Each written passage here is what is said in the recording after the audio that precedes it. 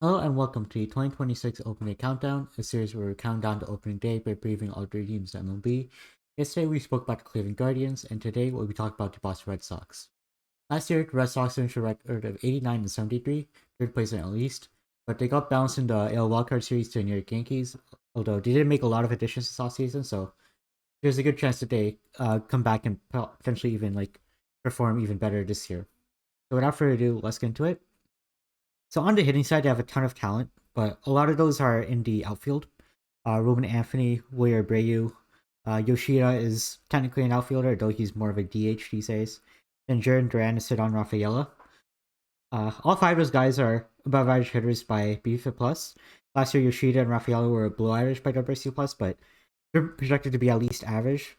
But other than those guys, they don't really have like that much hitting talent.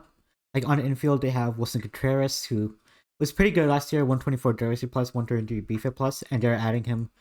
They added him this offseason. Caleb Durbin, another guy they added this offseason, he's bouncing around between second base and third base most likely, although mostly third base. We'll get into that. A ton of free passes, doesn't strike out a ton, and not much power, but in Fenway, you don't really need that much power to be successful. And even then, like Bavarian hitter, 105 WC plus, 105 BFIP plus. And the last two guys, Romy Gonzalez and Tristan Cassis. These are two guys actually going to be out for a considerable amount of time. Romy Gonzalez, he was recently placed on the 60-day IL due to a shoulder injury, and Tristan Cassis, he was pretty bad last year, 56 WC plus, but he had a chance to bounce back according to his BFIP plus, but he had suffered a ruptured patellar tendon, sorry. So he's probably gonna miss opening day as well, and also they added Wilson Contreras, so his isn't really he doesn't really have a space on the roster, even if he were healthy. Yeah, as for the rest of the offense, like Carlos Vice is fine, like 97 WC plus, 93 BFIP plus, so basically an average hitter. Like he's a good defensive catcher, I'll give him that, but offensively, he's not the best. Trevor Story, he was average last year, 101 WC plus, but BFIP plus is pretty low on him because look at the strikeout and walk ratios, like a ton of strikeouts, not many walks, and he's hitting the ball like decently hard, but when you have these ratios, you need to really like hit the ball hard a ton, and he's not really doing that. And defensively, he's not the best at shortstop, but he's sort of like locked in at short. You can't really, they don't really have like much guys to add. But yeah, like Nate Eaton, Gasper, Campbell, Sogard, they have a lot of guys who can like fill in case like someone gets hurt. Like Wong and kind of Fleffer are sort of like forced to be on the roster, just because like they like at least for the case of IKF, like he's on a guaranteed major league deal, so he has to be on the MLB roster. Wong, I think he still has options, so you could technically option him and then go with someone like Gasper, let's say. But yeah, that's what I have for the offense. Onto the pitching staff. They do have a very good pitching staff, but the two guys I really like out of them, Connie Early and Peyton Tully, they don't really have a space in that rotation because they already have Crochet. He's an ace. 200 innings last year, 259 ERA, 260 BFIP. So basically, exactly what you expect out of him. Like, I believe he finished second in Cy Young voting behind Scooble. Like, he has a chance to win, but it's going to be tough with Scooble in the AL. But yeah, still like one of the best stars in baseball. He added Ranger Suarez and Sonny Gray this offseason, two above average arms. In the case of Sonny Gray, like ERA wasn't that great, 428, but BFIP was higher on him, 350. And then Ranger Suarez, he never actually pitched. He's never actually pitched a qualified season of like 160 innings. So that's like a little bit of a concern, but with the amount of depth that they have in the rotation, you can afford it. Yeah, 320 ERA for him, 314 BFIP. Like, there's a very solid lefty in that rotation to complement Crochet, another lefty. Yeah, Crochet, Suarez, Gray, top of that rotation. And Oviedo and Bayo are probably going to round it out. Oviedo, he was pretty solid last year. It's pretty small sample, but ERA and BFIP were around the average. Like, ERA a little bit better, though. They got him in the offseason from the Pirates, and Oviedo, there's a chance that he could improve on his numbers this year with under the new org. And the Bayo, 335 ERA last year, which is good, but BFIP not that great just because he's not really striking out many guys, and walks are a little bit high. So because of that, like you're not going to be expected to have a good ERA. So that's why BFIP is lower on him. So onto the bullpen.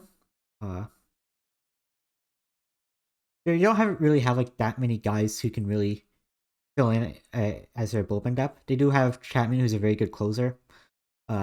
He learned to aim his pitches last year, which is pretty funny. But that because of that, like that's why he's sort of like broke out this year. Not a ton of walks, ton of strikeouts, 117 ERA, 187 BFIP. Just one of the best closers in the game. And Chapman should hold down the knife. And then setup men, Garrett Whitlock and Greg Weissert. Two solid arms. Like they have sub 3 ERAs last year, sorry. But BFIP is a little bit higher on them, especially Weissert, because doesn't not a crazy strikeout guy for someone who should be like a strikeout guy in the bullpen. But he's still like an average arm in the bullpen. And then like Giovanni Moran is small sample, but he's okay. Colombe they signed just a few days ago. Very good lefty. 330 ERA, 334 BFIP. Very nice arm in that bullpen. And then Zach Kelly, Justin Slayton, two decent arms as well. So yeah, that's what I have for the bullpen. Onto the predicted lineups. So catcher, Carlos Narvaez. Again, like Narvaez, not the greatest hitter. Let me find him. He's actually like pretty close to average, but according to the splits, like he's not that great against righties. Like 83 BFIP plus, but against lefties he's above average. So at least he has that going for him. 1.3 BFIP plus against lefties is quite good. But again, like the offense, playing him every day for the offense, more for the defense. Although, if you're facing lefty, then obviously you're going to take that offense. Willson Contreras at first base, one of their better bats. Like, hits a ton of barrels, like, strikes out a bit, but walks a bit. Like, basically your 3-2 outcome sort of hitter. Like, Contreras, dude, he's like a very good bat that he really needed after like trading Devers, and also like they didn't really have like many impact bats generally, so they just need a guy like Contreras to hit some homers. At second base, I actually have a platoon of Rafael and Monasterio. So the thing is that Rafael, he's better defensively at center field, but they do have like a logjam at center field. So Roman Amphy, Duran, Abreu, Duran, Yoshida. So what I did is looking at the splits for them, Anthony, Duran, Abreu, all three are very good against righties, especially Raymond Amphy, like 153 WC plus and 166 BFIP plus. Those are very good numbers against righties. So yeah, he has to play like most days, if not every day. Like I do have them in a platoon. Like if like against lefties, he wasn't that great, but if he can be closer to his 112 WC plus rather than the 74 BFIP plus, then he should be playing every day. Yeah. Against lefties, like, because they're most Anthony, Duran, and Abreu, all three of them are left-handed hitters. So all three are sort of like not as great against lefties. Although Abreu last year he was actually pretty good, a 118 BFIP plus, and I think there's been rumors that he will be playing every day this year. So righties and lefties. So he's gonna probably be an everyday role. Rafaela is their only righty outfielder. Last year he had an 81 WC plus, but a 132 BFIP plus against lefties. So he's someone that should be playing every day in the outfield against lefties. But against righties, like he sort of has to play second base just because these three are all better than him against righties, as you can see. And then Monasterio as short-sided platoon, just an above average hitter against lefties. Not much to say about him. At third base, I have Caleb Durbin. They recently traded for him. They traded, I believe, Cal Harrison plus, and they also got Monasterio in that deal as well. So basically filling out their infield depth with Monasterio and Durbin. Durbin, he's a solid hitter, good against righties and lefties, I believe. 105 BFIP plus against righties. Against lefties, 127. So definitely better against lefties, and he's a sort of profile where ideally he's filling in for Monasterio, but you don't really have like an everyday third baseman. Like maybe Marcelo Meyer if you can beat that guy. But Meyer last year was pretty bad offensively, like 80 WC plus, and he was pretty lucky according to that too, like 73 BFIP plus only. So I don't really actually have Meyer in the open day lineup, and I believe there has been some reports that Meyer will have to play his way into the opening day roster. So that's why I don't really see him in that roster. So at shortstop, Trevor Story again, like not the best hitter, and defensively not the best going to shortstop Sanders, but still a decent hitter. Like sort of broke out last year, 101 WC plus, but it's not really sustainable. So if he falls off next year, which I think he might, then Story will probably be they probably like bench Story or get rid of him somehow, and then like start Meyer every day or most days, like on a platoon, let's say. Okay, the outfield's a little bit weird. So right field have Wilyer Bayu every day. Left field platoon Roman Anthony sort of. Well, sort of. So basically, it's like Karen Durant playing center against righties, but against lefties, he's moving to left, and against lefties is Rafaela. But Rafaela against righties is playing second base. So then it's sort of like this weird like platoon of Roman Anthony and Andrew Monasterio by sort of like shifting who plays where. But yeah, Monasterio is getting lefties. Roman Anthony is getting against righties, so that's pretty good. Jaren Duran, not the best against lefties, but 86 BFIP plus is still okay, and like they only have like that many guys who can fill in ahead of him. Because like Romy's hurt, Cassis small sample, Contreras doesn't play at that position. Rafael is already playing. Well, Austin Contreras is already playing like at first base, like so. Yeah, nobody better than him can play in the outfield, so that's why Duran's sort of like hidden and left. At DH, I have a platoon of Yoshida and Campbell. I guess you could put Campbell in left field, and I also consider that. But ultimately, I went with Campbell at DH just because I'm not too confident in his defense. But offensively, just a pretty good platoon because Yoshida against righties, he was pretty average by WRC plus, but BFIP plus 116 because he doesn't strike out that much.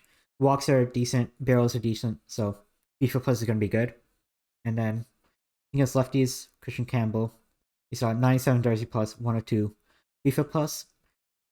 Even though like he struggled after he was hot in April, but struggled after that, he was still hitting pretty well against lefties while he was struggling. So I think worst case scenario, you always like want Campbell to be that everyday guy, and if he is, then like let's say Story doesn't perform, then you can have like Durbin everyday short, and then Campbell everyday at third base, or maybe he's playing second, and I feel like Monasterio is playing more short, and then yeah, like Campbell, that's a sort of way where Campbell can find more playing time. But worst case scenario, he's probably first side platoon DH and hit well in that role. As for the pitching staff, it's Crochet, Suarez, Gray, Oviedo, and Bayo. Again, like I'm a big fan of Early and Tully, like especially Early, just because BFIP is insane. Like I know like it's a small sample, but if I give you his AAA numbers, it's 6 starts, 283 ERA, 265 BFIP, and Tully 3 starts, 283 BFIP. So they definitely showed it's small sample in AAA as well, but if you combine both AAA and MLB, they showed that they can handle at least like AAA pitching, if not MLB as well, to be honest. But Early and Tully, they don't really have any space on the rotation, so that's why they're not the big league roster. But even then, like Crochet Suarez Gray is a very good top 3. Oviedo, you're hoping for more, and then Bayo, he's still solid. Sort of an average back end rotation arm. Closing, I have Aroldis Chapman. Again, like one of the best relievers in baseball.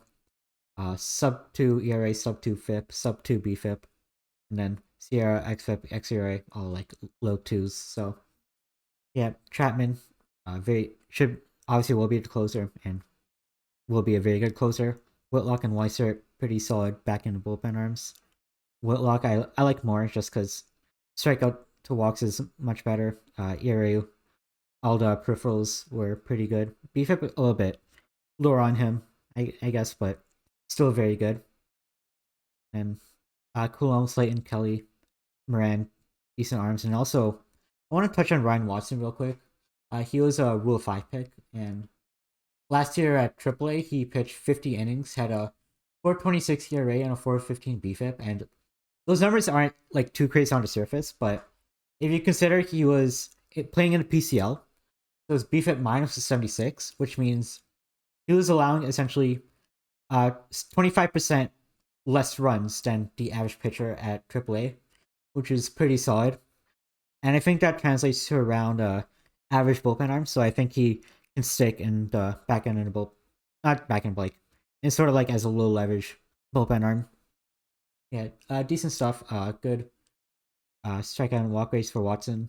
Pretty good overall numbers, even though it was because of the PCL, it was like a lot better than it looks on the surface. But yeah, that's what I have for the lineups for the win projections. As you can see, like the Red Sox have a ton of depth and pretty good top end talent as well. Like Crochet and Abreu, like two very good players. Like Crochet, and Ace. You're hoping like for you get this season again, but if you get this, then you're not mad. And Wilyer Abreu, like bat isn't the best, obviously, but defensively he's a Gold Glover. I believe he won Gold Gloves in the past 2 seasons. So yeah, very good player out there in right. Jarren Duran, also a very good player. Like maybe you're hoping for this as well, but like you don't want you'll take a 3.3 WAR from him. I think Contreras, Suarez, great 3 additions this off season, all projected for at least 2.5 wins, and then a ton of guys for at least 2 wins, and also like in around that 1.5 win range.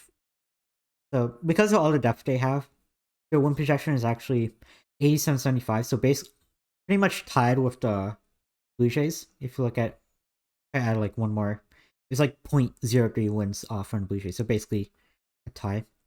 And that's mostly because like of their depth and all the talent they have. Because like let's say Crochet gets hurt, then you can call up Honey early, and you don't really like lose too much value. Like obviously, like, you lose like maybe like 1 or 2 wins, but let's say the Jays lost Dylan Cease or Kevin Gosman, then they're gonna like be pressing a lot more for a replacement.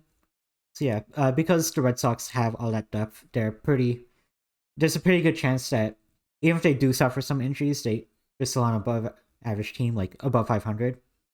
And if you look at just the AL, they're projected for the 5th seed essentially, and that's a pretty good spot. Like again, they could have some losses they can afford to lose, but with their depth, obviously, they they'll still be good. And also, with all the guys like Abreu has like more upside if he can play more like this. Same with Duran. Like if you guys get like 6 wins, or Duran gives like you like 5 wins, or let's say Roman Anthony gives you 5 wins, then all of a sudden you're talking about 90 wins, and then you're like getting close to the division. Though Yankees projected for a ton of wins, is going to be hard to beat them.